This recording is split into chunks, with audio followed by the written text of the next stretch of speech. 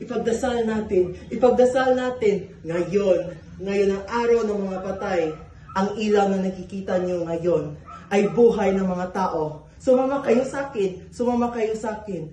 Ipagdasal natin ang mga buhay ng tao. Ipagdasal natin ang buhay ng tao. Ipagdasal natin ang buhay ng aking mga anak. Basilio, Crispin, asan na kayo? Bakit niyo ako iniwan? Ikaw, nakita mo ba ang mga anak ko? Basilio, ikaw ba to? Crispin, anak ko. Hindi ko na sila nakikilala. May sakit ang Cora. Ang onsing ginto. Nawawala ang onsing ginto. Ipagdasal natin ang kaluluwa ng Cora. Anak ko, asa na kayo?